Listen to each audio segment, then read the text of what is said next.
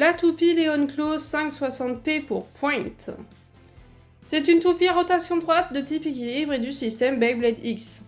Au niveau de sa représentation, c'est tout simplement un lion, et son propriétaire est King, du coup le chef de la team Zoganic, qui sont littéralement les deuxièmes gros, enfin le premier gros adversaire de la team Persona, et la deuxième team qui affronte du coup la team Persona. Le Blade s'appelle Leonclaw, il pèse un total de 31,63 grammes.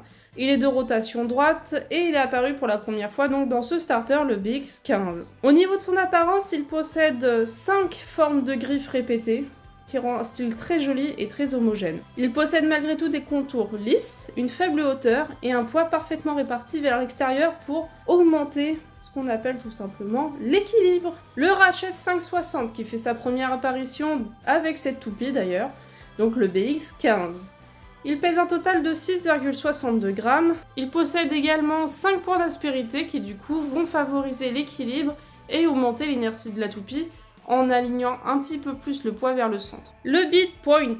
Il pèse un total de 2,26 grammes et il possède lui aussi une petite aide à la résistance au burst. Sur la longueur de la tige, vous voyez une petite épaisseur, c'est tout simplement ça, l'aide au burst. Enfin, l'aide à la résistance au burst. Il est apparu pour la première fois dans le BX15, donc du coup avec cette toupie. Il possède 2 styles en 1 bit. Comme vous voyez, la pointe est pas parfaitement égale. Elle a une petite boule au milieu pour favoriser le style défensif et les contours qui sont totalement lisses pour favoriser un style offensif. Et bien entendu, en fonction du lancer, donc si vous faites un reshoot, vous allez obtenir du coup les bords lisses qui vont fortement favoriser du coup le style offensif. Si vous faites un lancer statique, vous aurez plus de chances d'obtenir le style défensif de ce bit. En conclusion, c'est une toupie qui pèse 40,50 grammes et on va la tester dès maintenant avec une toupie de type attaque pour son mode défensif et une toupie de type défense pour son mode un peu plus offensif.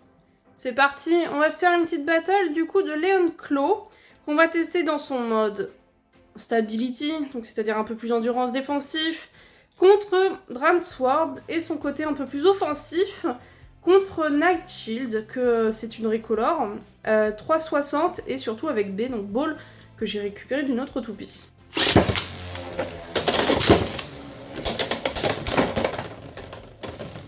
Elle arrive quand même à prendre le X-Dash malgré qu'on la lance avec une certaine stabilité. Pour autant, là, elle commence à perdre sérieusement endurance, mais contre Dransword, elle gagnera assez facilement.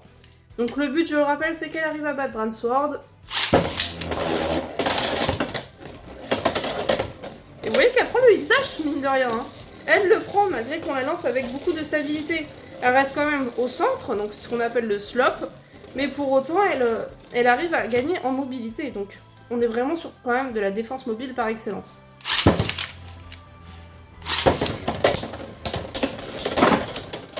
Dransword se montre très offensive et elle gagne.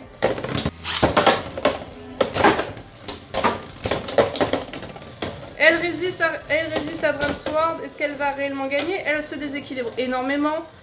Qu'est-ce que ça va donner? Dransword prend le centre mais gagnera jamais. Et Leonclaw a réussi. Elle prend facilement le Ice Line alors qu'on essaie de lancer en statique. Et c'est une évolution qui est parfaite. Et je suis contente de l'avoir filmée. Elle est très belle. La limite entre la joue offensive et défensive est assez vraiment fine. Faut vraiment bien connaître ce beat pour le jouer parce que vous voyez, plus à l'heure je fais des lancers statiques, pour autant ça se transforme très rapidement en tornado shoot. C'est très compliqué à la jouer, je pense. Dransword se montre offensive, elle lui résiste.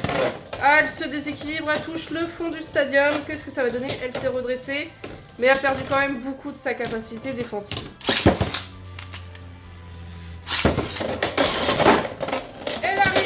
À 2 X-Dash, va-t-elle résister? Elle tient bien, elle tient bout.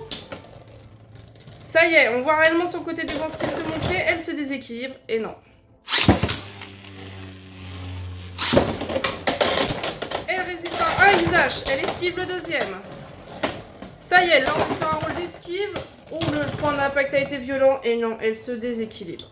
Ça va être le sérieux problème de Leonclaw, le déséquilibre à prendre.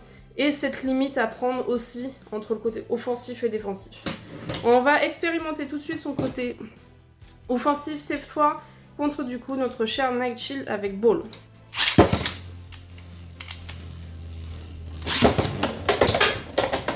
Premier Xash, elle attaque en dessous. Et là c'est une battle de qui sera la plus défensive entre les deux. Comme quoi la limite se joue aussi des deux côtés, c'est-à-dire qu'elle, si elle n'arrive pas à son Xash à garder son côté offensive, elle peut très vite se replacer pour devenir défensive. Premier Xash, ouais, éjection qui était très violente et vous voyez que malgré tout, elle arrive à se déséquilibrer malgré qu'elle ait gagné 2 points.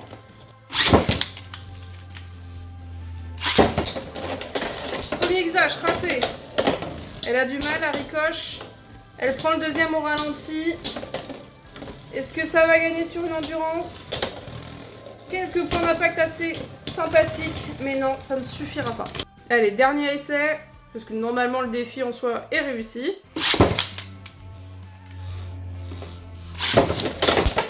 Un Xash. Elle reprend le centre. Elle tourne autour du slop, elle prend la ligne. Elle se replace et là on va se transformer en côté un peu plus défensive. Et c'est une éjection et c'est réussi, bravo. Là ce qu'on vient de voir c'est un point d'impact littéralement de défense mobile. C'est clairement ce qu'on appelle ça défense mobile, c'est-à-dire de rester autour du slop, mais pour autant réellement imposer son territoire, donc c'est-à-dire premier impact, je t'éjecte parce que tu es dans ma zone. Ça c'est ce qu'on appelle littéralement de la défense mobile. Du coup le défi est réussi pour on se procédait de toupie et on a bien pu expérimenter du coup les Hunclaw en combat, c'était très intéressant. Merci d'avoir regardé, à plus.